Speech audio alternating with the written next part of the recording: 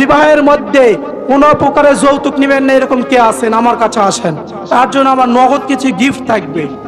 আসেন আসেন ভাই, কে আছেন? আসেন। বিবাহ করেছেন, বিবাহ করেন নাই, বিবাহ করবেন, কিন্তু যৌতুক নেবেন না। এই যৌতুক নামক হারামকে আমরা নিষিদ্ধ করলাম আজকের এই জমিন থেকে, এই নেত্রকোনার মাহফিল থেকে আমরা নিষিদ্ধ করলাম। আমরা আর যৌতুক নিব, যৌতুক নিব। যৌতুক নিলে খুশি হন কে? ভাই আপনি উপরে আসেন, ওই পাশে উপরে আসেন। যৌতুক নিলে খুশি হন কে? নারাজ হন কে? আমার আপনার রব কে? আচ্ছা, এতগুলো মানুষের মধ্যে এতগুলো মানুষ বিবাহ করেন নাই, একটা মানুষ শুধু যৌতুক নিবে না, বাকিগুলো সবাই নিবে। আচ্ছা আসেন, আর দিয়ে একজন আসেন, কে নিবেন না? ভাই দেখেন, ও বৃদ্ধ বাবাজি, ও বাপজান, আপনি তাকায় দেখেন, আপনার সন্তান বলেছে যৌতুক নিবে না। আপনি যেন তাকে বাধ্য না করেন যে আপনার শ্বশুর বাড়ি থেকে এটা সেটা না নিয়ে আসলে বাড়িতে উঠতে পারবে না। এরকম বাপ আছে না নাই? এরকম ডাকাত বাপ আছে না নাই? তাহলে কেন আপনার সন্তানকে আপনি বাধ্য করেন তাকে যৌতুক নিতে? তাহলে কেন আপনি আপনার বৌমাকে বাধ্য করেন বাড়ি থেকে ফার্নিচার আনতে? তাহলে কেন আপনি বাধ্য করেন আপনার স্ত্রী, আপনার সন্তানকে, আপনার স্ত্রীকে কেন আপনি বাধ্য করেন মোটরসাইকেল নিয়ে আসেন, গাড়ি নিয়ে আসেন, বাড়ি নিয়ে আসেন? আরে ভাই, একটা নারী দিয়েছে, এটাই তো অনেক কিছু, ঠিক কিনা? আপনার বোনকে আপনি চিন্তা করে দেখেন তো, আপনার বাবা, আপনার মা কত কষ্ট করে তাকে লালন পালন করেছে, ছোট থেকে বড় করেছে। আচ্ছা বলেন তো, একটি মায়ের দরদ, একটি বাবার দরদ, একটি ভাইয়ের ভালোবাসা পৃথিবীর সমস্ত কিছু দিয়ে কি পূরণ করা সম্ভব?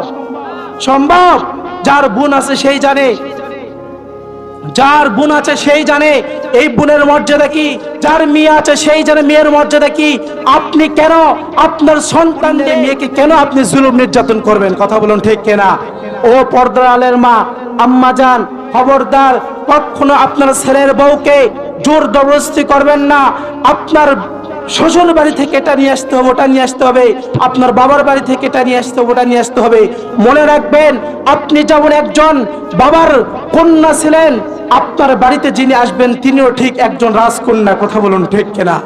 গরিব হতে পারে, ভ্যান চালক হতে পারে, দিন মজুর হতে পারে, কিন্তু প্রতিটা সন্তান, প্রতিটা পাত্রী তার মা বাবার কাছে রাজকন্যা। কথা বলুন, ঠিক কিনা?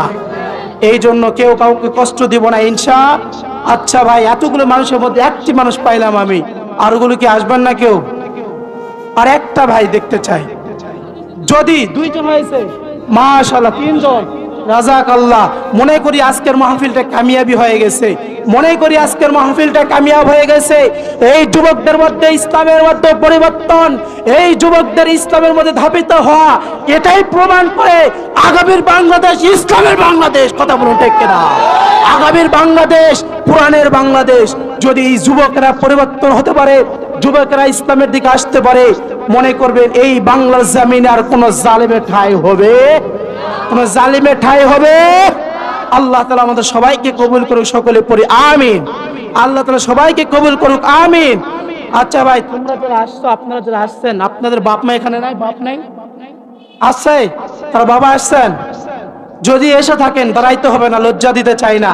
মনে রাখবেন, আপনার ছেলেটা এখানে দাঁড়াইছে, সে নিয়ত করেছে এরকম হারাম কাজে যাবে না, শয়তানের বন্ধু হতে চাই না, তারা রবের প্রেমিক হতে চাই, রসুলের প্রেমিক হতে চাই, রসুলের আশিক হতে চাই। তোমাদেরকে বলছি, ও বাবা, আপনাকে বলছি, আপনার পা দুটো আগায় দিলাম, পা ধরতে রাজি আছি, কোনোদিন এদেরকে বাধ্য করবেন না, ইনশাআল্লাহ। আল্লাহ তাআলা আমাদের সবাইকে কবুল করুক, এই আজকের মাহফিলকে কবুল করুক। এই আজকের মাহফিলের উদ্যোগে যারা শ্রম, ভালোবাসা, টাকা পয়সা, সময় দিয়েছে, আল্লাহ তাআলা সবাইকে কবুল করুক। বিশেষ করে মাদ্রাসা মুহতামিম সাহেবকে আল্লাহ তাআলা কবুল করুক, সকলেই পড়ি আমিন।